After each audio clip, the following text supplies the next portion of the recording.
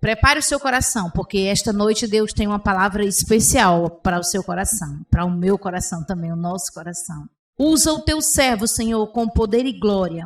Usa o teu servo, Senhor, de acordo com a necessidade de todo o teu povo, Senhor, de todos que nos ouvem. Que o Senhor possa falar não o que queremos ouvir, mas o que o Senhor tem para nós, Senhor. Queremos receber esta porção desta noite, Senhor. E queremos pedir que o teu Espírito Santo cele agora os nossos ouvidos para estarmos atentos somente a ti.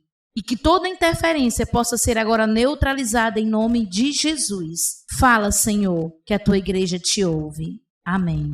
Obrigado, pastora Bárbara. Eu quero dizer para você que é muito bom estar com você. Mas melhor ainda vai ser quando estivermos aqui todos adorando, celebrando o nome daquele que é rei, que é maravilhoso. Amém? Então eu gostaria que você abrisse a sua Bíblia no livro de Abacuque, capítulo 3. O que Deus vem falando comigo toda essa semana através desse texto, eu creio que ele vai falar também com você. Coisas maravilhosas, tá? Abacuque, capítulo 3, versículo 17 a 19. Vamos ler? Ainda que a figueira não floresça, nem haja fruto na vide, o produto da oliveira minta, e os campos não produzam mantimento, as ovelhas sejam arrebatadas do aprisco, e nos currais não haja gado. Todavia, eu me alegro no Senhor, exulto no Deus da minha salvação. O Senhor Deus é a minha fortaleza, e faz os meus pés como os da coça, altaneiramente. O autor do livro de Abacuque termina dizendo: ao mestre de canto para instrumentos de corda. Amém? Quero orar com você, vamos orar. Querido Deus, amado Pai, em nome de Jesus Cristo, obrigado, Senhor, obrigado pela tua presença, obrigado pelo teu amor, obrigado por tudo que tu tens realizado em nossas vidas. Que tu possa ministrar, tu possa aplicar, ministrar as nossas vidas, a tua vontade, tu possa aplicar esta palavra aos nossos corações, que nesta noite, Senhor, nós possamos ouvir a tua voz, em nome de Jesus Cristo. Eu estou intitulando essa mensagem de hoje de Tempo de Súplicas. Tempo de Súplicas. Qual a sensação que um homem ou uma mulher sente quando se depara em um contexto de perigo? Muitas vezes nos sobressalta uma sensação de medo, nos falta chão, somos surpreendidos, pois que não esperávamos nos sobreveio, aconteceu, sobrepôs toda a expectativa que tínhamos investido. Os projetos, anos e anos de preparação, de repente foi preciso engavetá-los, pois o tempo não é propício. Qual a primeira coisa que precisamos fazer? Alinhar nossos pensamentos com os pensamentos do Senhor e com a sua palavra. É isso mesmo. A primeira coisa que nós devemos fazer quando nos encontramos em uma situação adversa, quando nos encontramos em perigo, a primeira coisa que devemos fazer é alinhar nossos pensamentos com os pensamentos do Senhor, mediante a sua palavra. Temos que ter em mente que Deus é amor. Quando passamos a habitar permanentemente no amor, vivemos uma vida de amor. Vivemos em Deus e Deus vive em nós. Assim, o amor tem o controle da casa, fica à vontade e amadurece em nós. E não temos mais preocupação com o dia do juízo. Nossa situação no mundo é idêntica à de Cristo. No amor, não há espaço para o medo. O amor amadurecido expulsa o medo, considerando que o medo causa uma vida vacilante e cheia de temores. Medo da morte, medo do julgamento. Podemos dizer que quem tem medo não está completamente aperfeiçoado no amor. Primeira carta de João, capítulo 4, versículo 17 e versículo 18, na versão, a Bíblia, a Mensagem. E numa atmosfera de fé, de amor e de esperança, onde o maior destes três é o amor, clamamos, suplicamos, nos aproximamos confiadamente do trono da graça, na certeza que o socorro virá, e o socorro virá sim. E quando estamos alinhados com os pensamentos do Senhor, mediante a sua palavra, compreenderemos que a sua vontade soberana se cumprirá em nossas vidas. Então esperamos pelo tempo de Deus. Nos aquietamos diante dele, porque sabemos que ele não nos decepcionará. Sabemos que o nosso pastor em nada nos faltará. Deus está no controle de tudo, da sua vida, na minha vida e no controle de tudo e de todos. O primeiro ponto de hoje, ou seja, o primeiro posicionamento que temos que tomar em tempo de súplicas é o regozijo em meio à adversidade. Veja aí, capítulo 3 de Abacuque, versículo 17 e 18. Ainda que a figueira não floresça, nem haja fruto na vide, o produto da oliveira minta e os campos não produzam mantimento. As ovelhas sejam arrebatadas do aprisco e nos currais não haja gado. Todavia, eu me alegro no Senhor, exulto no Deus da minha salvação. Você poderia me perguntar, mas pastor, como eu poderia ou como eu posso me alegrar e exultar de alegria, pular de alegria, se a minha vida está um caos? Se eu olho para um lado, se eu olho para o outro, e eu só vejo o problema aumentar, eu só vejo a calamidade assolar o mundo. Então, como é que você diz que eu preciso me alegrar em meio à adversidade? Primeiro, eu não estou dizendo para você pular de alegria, nem tampouco para você sair correndo por aí distribuindo para todo mundo alegria. Não, não é isso que eu estou dizendo. Também não estou dizendo que em dado momento você não irá se entristecer, pois você é uma pessoa sensível, você é uma pessoa normal. Haverá um momento que você vai se sentir abatido, haverá um momento que você vai se sentir triste, haverá um momento que você irá ter medo, haverá um momento que você vai tremer nas bases. Porém, precisamos reagir, precisamos entender que há um Deus que declaramos que o amamos e que temos intimidade para com Ele, que Ele é fiel, que Ele está no controle de tudo e que Ele não vai, jamais, Ele vai falhar. Então, haverá um momento que você se sentirá triste, mas, porém, você não pode permitir que essa tristeza seja tamanha ao ponto de minar suas forças, de deixar totalmente você desanimado ou desanimada e você não ter nem forças para fazer nada, principalmente para orar e para buscar a presença do Senhor. Veja que o profeta Abacuque, embora sendo um homem que confiava em Deus, se encontrava perplexo, ambíguo, duvidoso, indeciso, por não entender os propósitos de Deus. É isso mesmo. Por isso que não podemos permitir que as adversidades, o tempo da adversidade, venha nos consumir, venha nos encher de pavor, de medo. Precisamos reagir. Nós precisamos reagir como igreja. Abacuque estava perplexo, ambíguo, indeciso, porque ele não entendia o contexto que ele estava vivendo, o contexto que o seu povo estava vivendo, o contexto em que se apresentava diante dele. Abacuque não poupa esforços para levar essa situação diante de Deus. Abacuque não poupa esforços para levar diante de Deus seus conflitos e sua perplexidade. A primeira questão que afligia o coração do profeta Abacuque era porque Deus permitia que o mal crescente em Judá permanecesse impune. Ele não entendia. E ele se questionava, por que, Senhor, tu permite que esse mal cada dia mais cresce ainda?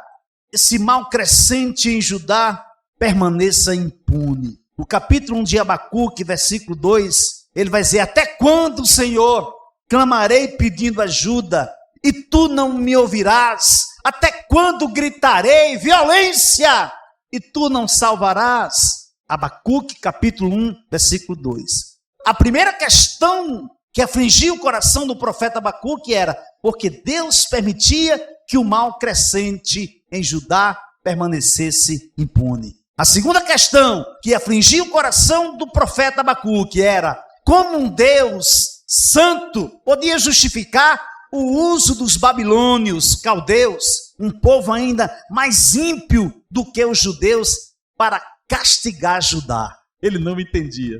Ele não entendia porque que Deus, sendo amor, sendo santo, ele entendia que ele era justo, mas ele não conseguia ter a percepção que esse Deus tão poderoso e santo pudesse pegar um povo inimigo do seu povo e usar esse povo para discipliná-lo. E isso era um conflito para o coração de Abacuque. A questão é, não costumamos nos aproximar de Deus para simplesmente colocar diante dele nossos conflitos. Não costumamos. Pelo contrário, na maioria das vezes, nos aproximamos de Deus, na pessoa de seu Filho Jesus Cristo, para pedir algo que nos beneficia, algo que vem de encontro, o que eu necessito, o que eu preciso, o que eu desejo. Raramente eu me aproximo de Deus para apresentar os meus conflitos, os conflitos da minha nação, os conflitos que somente Deus pode resolver, mas nós somos apressados para entrar na presença de Deus e apresentar algo que vai nos beneficiar. E não perguntamos se aquilo que estamos pedindo se alinha com seus pensamentos, com a sua vontade soberana. Não perguntamos, simplesmente queremos, simplesmente derramamos no seu altar, esperamos a resposta. Tempo de reagir. Precisamos reagir. Mas como eu posso reagir, pastor? A primeira reação de um crente, de um homem e de uma mulher que um dia entregou a sua vida a Jesus Cristo é dobrar os joelhos. É a primeira reação. O tempo fechou. A calamidade está aí. Muita gente morrendo. A notícia não é inovadora. A notícia não traz paz para os nossos corações. Então a primeira coisa que você tem que fazer é dobrar os joelhos. Mas Pedro, tendo feito sair a todos, pondo-se de joelhos, orou. E voltando-se para o corpo, disse: Tabita, levanta-te. Ela abriu os olhos e, vendo a Pedro, sentou-se. Ele, dando-lhe a mão, levantou-a e, chamando os santos, especialmente as viúvas, apresentou-a viva. Isto se tornou conhecido por toda Jope e muitos creram no Senhor. Atos capítulo 9, versículo 40 a 42. A nossa primeira reação diante de um caos, diante da adversidade, a primeira reação é dobrarmos o joelho, nos humilharmos na presença de Deus. A segunda reação é orar e suplicar a Deus. Precisamos orar, precisamos rasgar as nossas vestes espirituais, precisamos nos humilhar na presença do Senhor, precisamos buscar a sua face incessantemente, na certeza que quando nós o buscarmos de todo o coração, ele se deixará ser achado por vós. Aleluia, glórias a Deus. Então, primeira reação é dobrar os joelhos. A segunda reação é orar e suplicar a Deus, orando em todo o tempo, com toda oração e súplica no Espírito, e vigiando nisto com toda a perseverança e súplica por todos os santos. Efésios capítulo 6, versículo 18. E a terceira reação, depois de dobrarmos o joelho, depois de orarmos, a terceira reação é guardar o nosso coração. Guardar o nosso coração. Não andem ansiosos por coisa alguma, mas em tudo, pela oração e súplicas, e com ação de graças, apresentem seus pedidos a Deus. E a paz de Deus, que excede todo entendimento, guardará os seus corações e as suas mentes em Cristo Jesus. Filipenses capítulo 4, versículos 6 e 7. Quando nos entregamos por completo a Deus, quando lançamos botes salva-vidas fora, quando priorizamos a presença do Senhor, quando Jesus passa a ser o centro e o meu eu é descentralizado. Mas como assim, pastor? Meu eu descentralizado? Como assim? Como é que acontece isso? Como é que eu posso descentralizar o meu eu? É porque muitas das vezes você está em Cristo, mas ainda ocorre que as suas prioridades são suas prioridades, não são as prioridades do Senhor. Aquilo que para você não faz mal a ninguém, você faz. Você age segundo a sua vontade, porque você vai até a última instância e diz, não, Deus me entende, Deus conhece o meu coração. Mas nós sabemos que não é bem assim.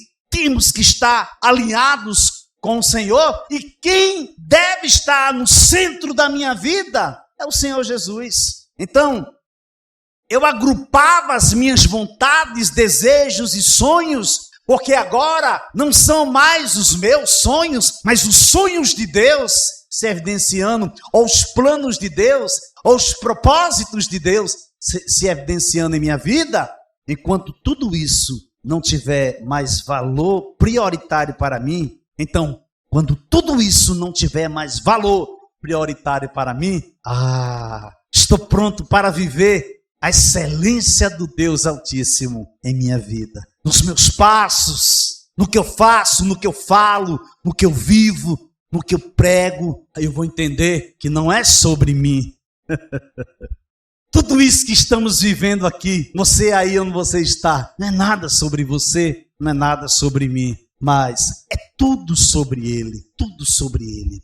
Ó profundidade da riqueza, tanto da sabedoria como do conhecimento de Deus. Quão insondáveis são os seus juízos e quão inescrutáveis os seus caminhos. Quem, pois, conheceu a mente do Senhor? Ou quem foi o seu conselheiro? Ou quem primeiro deu a ele para que ele venha a ser restituído? Porque dele, por meio dele e para ele são todas as coisas. A ele, pois, a glória eternamente. Amém. Romanos capítulo 8, versículo 33 a 36.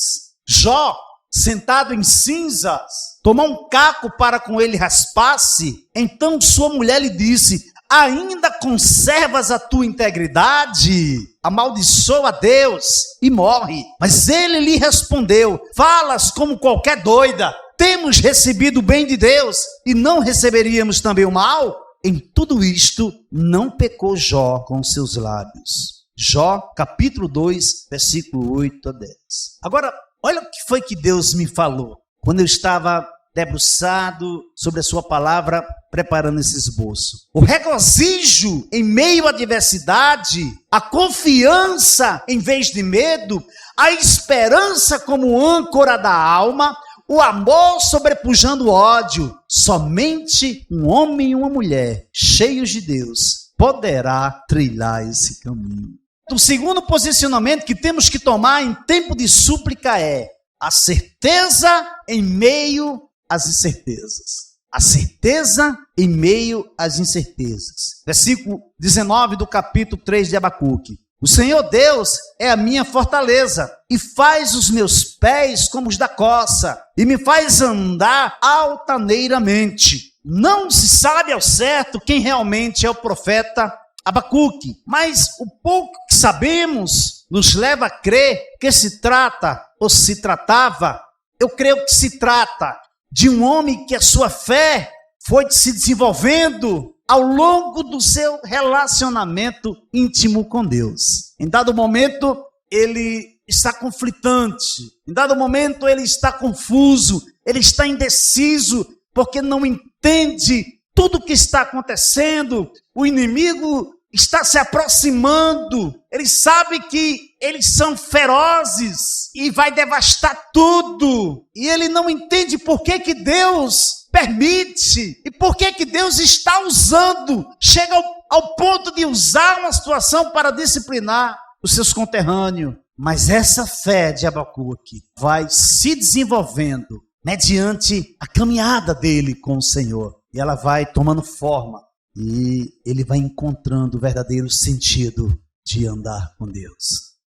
O significado do nome Abacuque também é incerto. O nome tanto pode estar ligado à raiz hebraica, que significa abraço, ou ao nome de uma planta síria chamada Habacuco. Lutero entendeu que o significado do nome Abacuque pode se referir a Abacuque como sendo alguém que abraça o seu povo num tempo de desespero. Eu achei tremendo essa compreensão, essa aplicação de Lutero.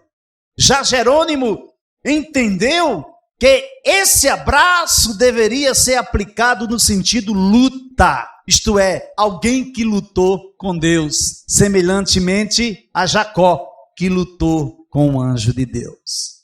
Temos que escolher a certeza ao invés da incerteza. Em um tempo globalizado dos dias atuais, se eu não tiver definido em meu coração quem realmente é Deus em minha vida, serei levado por ventos impetuosos. É isso mesmo. No tempo atual, tempo globalizado, um tempo em que o que você faz aqui, hoje, agora, em todo o mundo, fica sabendo. Acontece do outro lado do continente, no mesmo instante nós estamos sabendo. Por quê? Porque estamos vivendo em um tempo de globalização. Então, se nós não tivermos definidos em nossos corações quem realmente é Deus em nossas vidas, nós seremos fadados à derrota. Seremos tidos como faltosos. Seremos tidos como meninos agitados de um canto para outro. Seremos tidos como uma onda do mar, agitada, impelida. Ela vem e volta.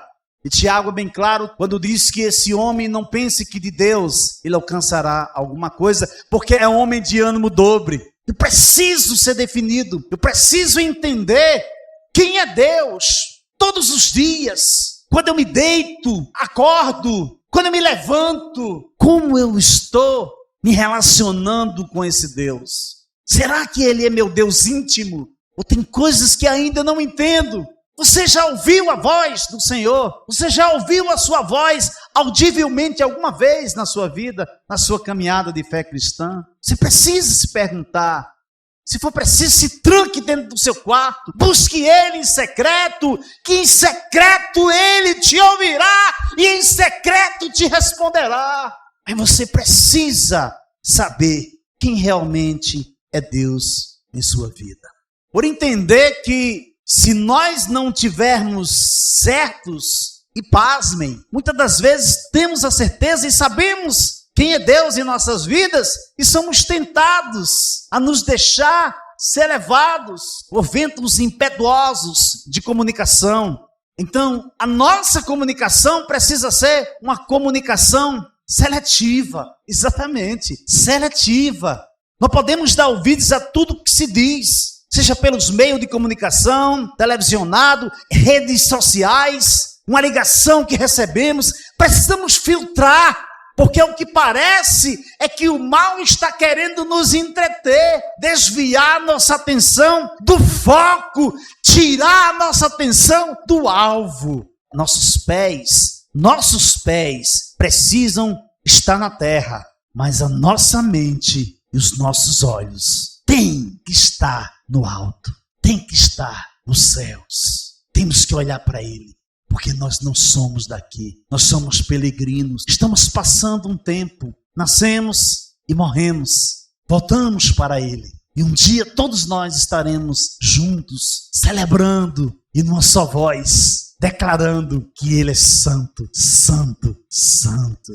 Mas o que para mim era lucro, isto considerei perda por causa de Cristo. Sim, deveras considero tudo como perda por causa da sublimidade do conhecimento de Cristo Jesus, meu Senhor. Por amor do qual perdi todas as coisas e as considero como refúgio, para ganhar a Cristo e ser achado nele, não tendo justiça própria que procede de lei, senão a que é mediante a fé em Cristo, a justiça que procede de Deus, baseado na fé. Filipenses capítulo 3, o versículo 7 ao 9. O Senhor Deus é a minha fortaleza. Essa é a certeza que Abacuque tem, que o Senhor é a fortaleza dele. Aconteça o que acontecesse, era e é a nossa fortaleza. Qual tem sido a sua certeza? Ou você tem dado lugar às incertezas? Ou será que você ainda não se decidiu para qual direção você está seguindo?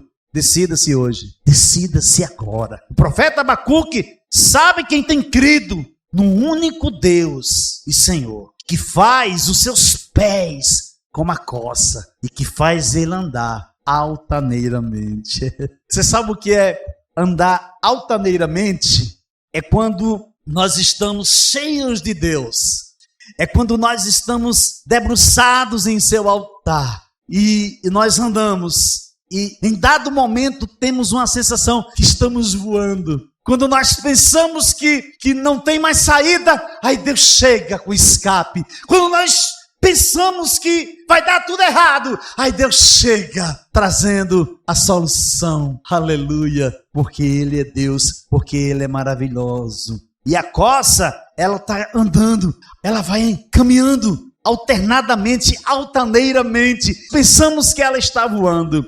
É isso que o profeta está dizendo. Os pés da coça são ligeiros, chega a dar saltos como se estivesse voando. É assim que Deus faz com aqueles que nele confiam. Certo dia, após um terremoto de intensidade muito grande, chega quase a acabar com a cidade em determinado país, chegou a notícia para o pai que a escola que o filho dele estudava tinha desmoronado. E aquele pai sai às pressas, olha para o alto e diz: meu Deus, meu filho a quem eu amo, herança tua para a minha vida e para a mãe dele. Vai em direção à escola. Quando ele chega lá, ele dá de cara com os bombeiros, escavando tudo. E é muito escombro, é muita pedra. E ele começa a cavar também. E os bombeiros: olha, por favor, paizinho, fique quieto, fica aí num canto, porque você pode se machucar. Não, meu filho está aí embaixo e eu vou encontrá-lo. O bombeiro vai tirando ele, a escavadeira puxa a pedra, ele ouve uma voz dizendo: papai! Ele disse: essa é a voz do meu filho. Ele corre para perto e começa a tirar as pedras, a areia. Ele disse: pai, estou aqui. Ele disse: filho, você está bem? Sim, papai. Estamos com sede e com fome. O pai dele parou e disse: tem alguém a mais com você? Ele disse: sim, papai. Todos os alunos da minha classe estão aqui. Eles haviam ficado presos em um vão entre dois pilares de concreto. Quando a televisão veio entrevistar o menino e perguntou se ele havia ficado com medo, ele emocionou a todos naquele momento. Não, eu não fiquei com medo. Eu falei para os meus amigos: não precisam ter medo.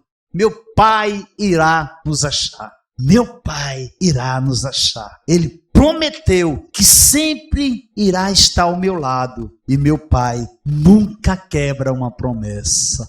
Eis que eu estou convosco todos os dias, até a consumação dos séculos. Eu amo meus filhos, amo assim de paixão cada um deles. Você imagina o nosso Pai Celestial, o nosso Senhor, o nosso Salvador, aquele que enviou seu Filho para morrer por mim e por você. E disse: olha, eu estarei com vocês. Eu estarei com vocês todos os dias. Não tenha medo, não se assuste, que eu estarei com você todos os dias, até a consumação dos séculos. Conclusão: quando Abacuque se encontra perplexo, indeciso, e ele busca a Deus, por ele não entender, a maldade do povo aumentava, ele não entendia por que Deus não dava um basta logo naquela maldade toda. Então veio a primeira resposta de Deus para o profeta Abacuque, e quem sabe é a primeira resposta de Deus para você nesta noite. Veja Abacuque capítulo 1, versículos 5 a 8.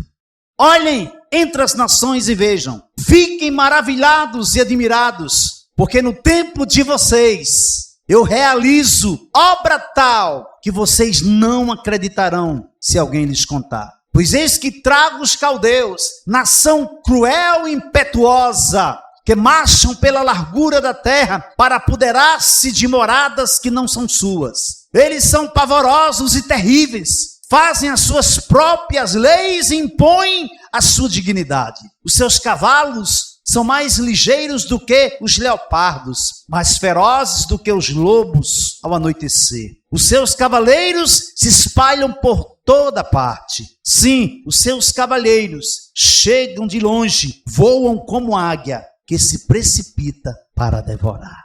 A primeira resposta de Deus para Abacuque, para emudecer, para aquietar o coração daquele homem, é que nada passa despercebido aos olhos do Senhor. Um dia, eu, você, nós prestaremos conta, daremos conta diante de Deus de toda palavra que saiu de nossa boca. Então, Deus, Ele não é homem para que minta, nem filho do homem para que se arrependa, dizendo Ele sim cumprirá. Porque Ele é fiel, porque Ele é um Deus cuidadoso, porque Ele tem cuidado de você, porque Ele tem te guardado. A segunda resposta de Deus para o profeta Abacuque foi essa. Capítulo 2 do livro de Abacuque, a partir do versículo 2 a 5. O Senhor me respondeu e disse: escreva a visão, torne-a bem legível sobre tábuas, para que possa ser lida até por quem passa correndo. Porque a visão ainda está para se cumprir no tempo determinado. Ela se apressa para o fim e não falhará. Mesmo que pareça demorar, espere, porque certamente virá, não tardará. Eis que a sua alma está orgulhosa, a sua alma não é reta nele, mas o justo viverá pela sua fé. Assim como o vinho é enganoso, também o arrogante não se contém. O seu apetite é como a sepultura, ele é como a morte, que nunca se farta. Ele ajunta para si todas as nações e congrega todos os povos. O profeta Abacuque, depois de caminhar com Deus, depois de se resolver, todo o conflito de sua alma a ser resolvido, ele chega a uma conclusão e toma uma decisão. Abacuque capítulo 3, versículo 17 a 19. Ainda que a figueira não floresça, nem haja fruto na vide, o produto da oliveira minta, e os campos não produzam mantimento. As ovelhas sejam arrebatadas do aprisco, e nos currais não haja gado. Todavia, eu me alegro no Senhor. Exulto no Deus da minha salvação. O Senhor Deus é a minha fortaleza, e faz os meus pés como os da corça, e me faz andar altaneiramente ao mestre de canto. Quem é realmente o Deus Todo-Poderoso? Quem é o Senhor que tem cuidado de você? Quem é o Deus que tem te cercado com alegres cantos de livramento? Então, quieta teu coração. É tempo de você suplicar a Deus. Não relute, não queira entender porque isso ou aquilo está acontecendo. Não se permita deixar se levar por notícias que não condiz com a sua vida ministerial, com a sua vida espiritual, com o contexto que você está vivendo. Precisamos reagir como igreja. Que Deus possa aplicar essa palavra ao seu coração e que você possa, nesta noite, receber da parte de Deus uma porção para que você possa se alimentar, para que você possa dar passos em sua direção, para que você possa dizer assim: Senhor, eis-me aqui, cumpra em mim a tua vontade. Eu não estou entendendo nada, mas eu sei quem é o Deus que eu sirvo. Eu sei quem é o Deus da minha salvação. Amém?